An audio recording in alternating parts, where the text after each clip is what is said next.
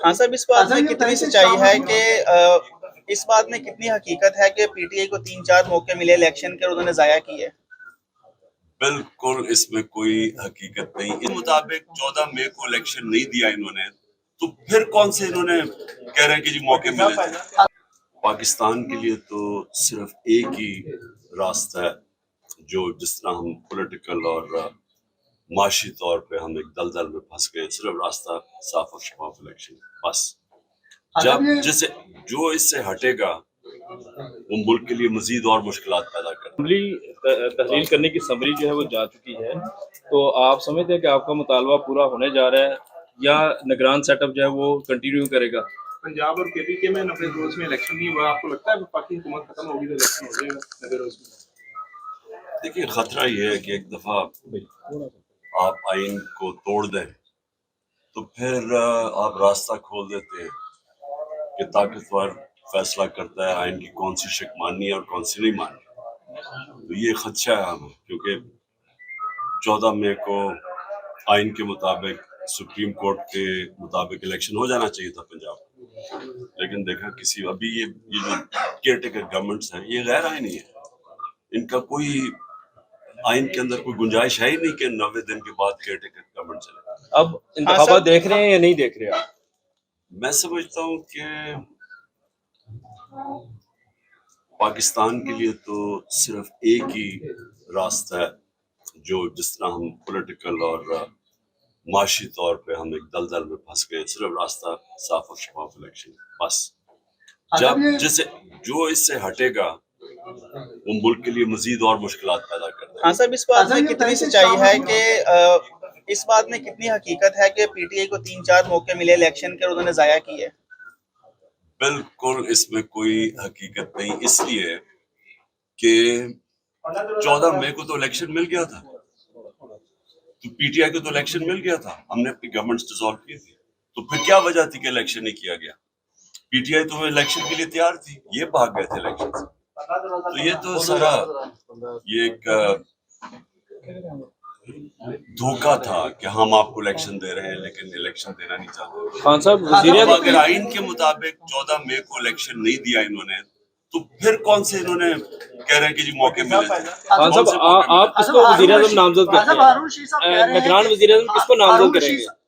आप किसको समझते हैं कि निगरान वज़ीर-ए-आज़म आना चाहिए? देखिए, केयर टेकर्स का तो सारा जो मकसद था कि वो न्यूट्रल होंगी, उसका तो मकसद इन्होंने उसकी धज्जियां उड़ा दी, यानी कभी भी एक मुल्क की अखलाकियात इस तरह तबाह नहीं की गई। खान साहब, असेंबली तहलील करने की समरी जो है वो जा चुकी है, तो आप समझते हैं कि आपका मुतालबा पूरा होने जा रहा है या निगरान सेटअप जो है वो कंटिन्यू करेगा?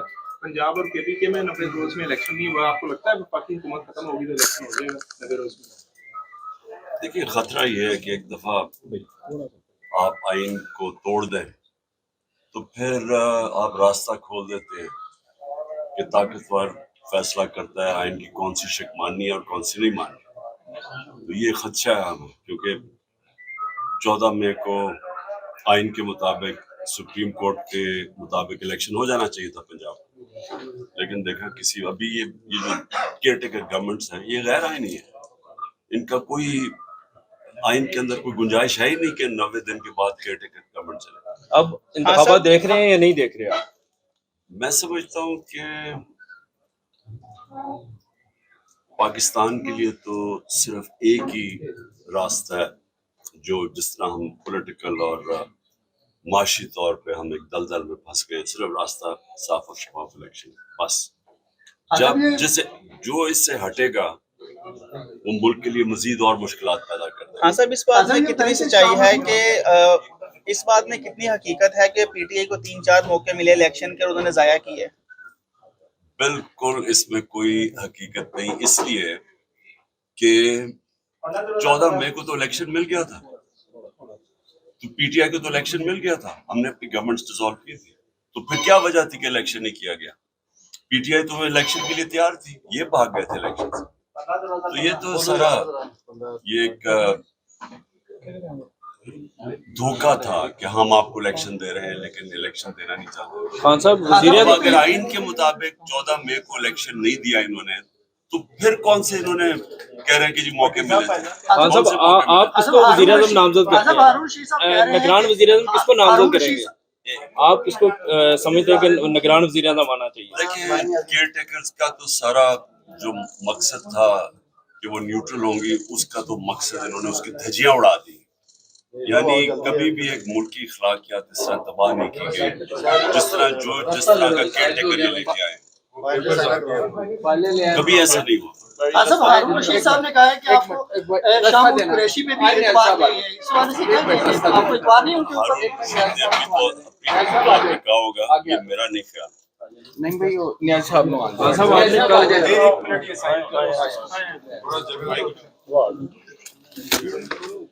माइक